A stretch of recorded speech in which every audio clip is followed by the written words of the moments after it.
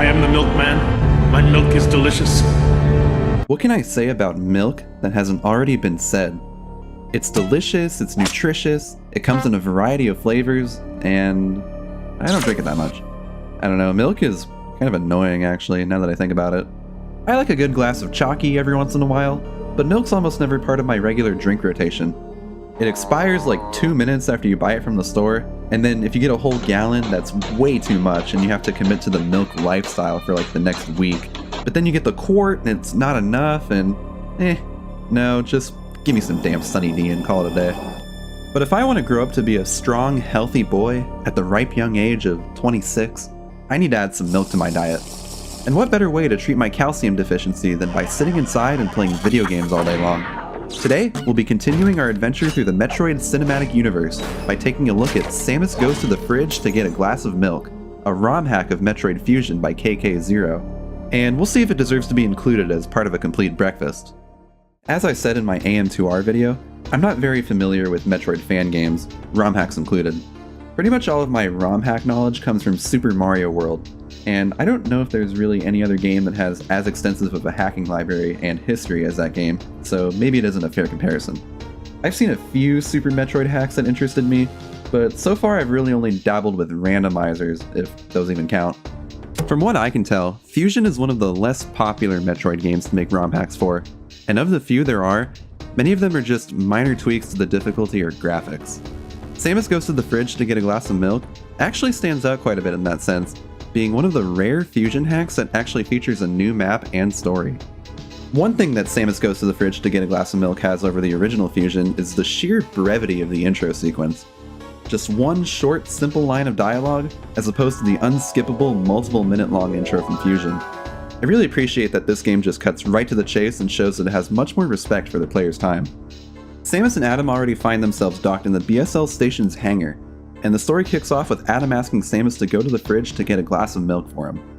We haven't even started the game yet, and we're already thrown for a loop with this insane plot twist. Samus isn't getting the glass of milk for herself, as the title may imply. Adam is the one that's actually thirsty, and Samus is just obliging him. I was a bit thrown off by this. It was a bold decision to turn the player around so soon after the game started, but in retrospect, the game actually very cleverly hinted at this twist before it even started. Technically, the title only states that Samus is merely getting the glass of milk, and omits whether or not she actually plans on drinking it. This presents some interesting implications for the storyline of the entire Metroid series. Why doesn't Samus get herself a glass of milk while she's at the fridge? Obviously she's getting one for Adam, but what's stopping her from getting her own glass? Is she just not thirsty? Is she lactose intolerant? Do they only own one glass? What's that? It's a cup. What, a new cup? Yeah, I got a new cup. You like it? We've got a cup. I know, we've got one cup.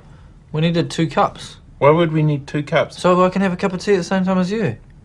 These open-ended questions help provide some mystery and intrigue for the player, and gives them some more juicy lore to pick at and discuss, even after the game itself is over.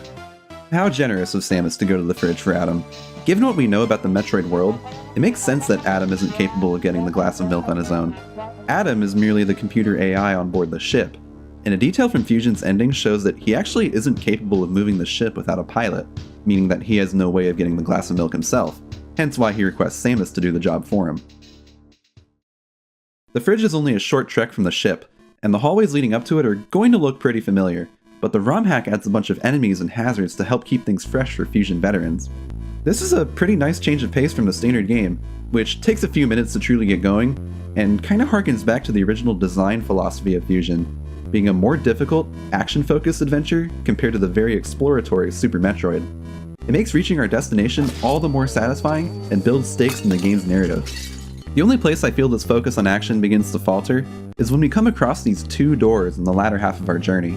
It's not uncommon for Metroid games to tease future areas by adding locked doors that the players can't access until later, but see, the player actually never gets the opportunity to open these, and they never lead to anything, which is extremely disappointing. I understand that exploration isn't this hack's focus, but I feel that this is actually a good example of how subverting expectations can negatively impact the game experience.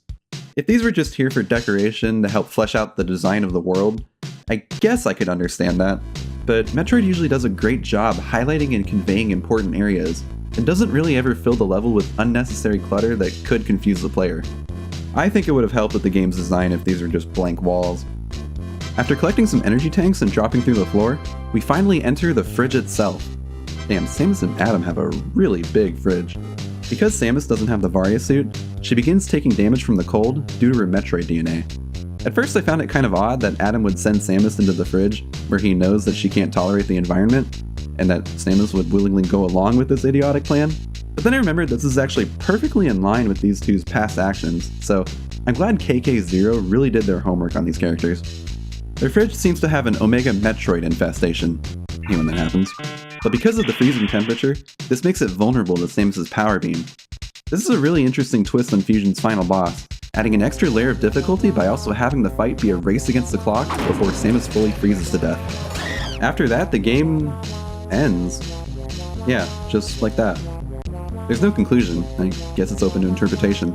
I'm personally a bit disappointed that we don't get a final moment with Adam once he gets his glass of milk, but even more so over the fact that we didn't get an escape sequence. Not every Metroid game has an escape sequence, of course, but I think this game would have really benefited from it because of its focus on the difficult platforming gauntlet. Would have made for a super hectic and fun escape, I'm sure, but I digress. And that just about covers Samus Goes to the Fridge to get a glass of milk. It's a little bit rough around the edges, but I do not regret my 8 minutes playing it. It's really impressive to actually see a fully fledged Metroid Fusion ROM hack that features a new map layout and story. And I really enjoyed the game's greater emphasis on combat and difficult platforming challenges. My only real issues with this game all stem from the fact that I just wish it had more to it. I wish it was a little bit longer, that we got to see some more rooms around the rest of the station, and I wish we got to see some more character moments with Adam, because what's here is fantastic. But at the end of the day, I suppose that's the biggest compliment I could give to a game, right? That I didn't want it to end, that I wanted to keep immersing myself in this world and just have the game keep going. In that sense, well done, Samus Goes to the Fridge to get a glass of milk. I will treasure this adventure always. But I guess the adventure doesn't have to end here. If I was willing to fight so valiantly for a glass of milk in a video game, I think it's only reasonable that I celebrate Milk's legacy for reals. I'm gonna do something that I haven't done in a very long time. I'm gonna pour myself a nice tall glass of good old white milk, and really treasure all the good that this fantastic beverage brings to the human race.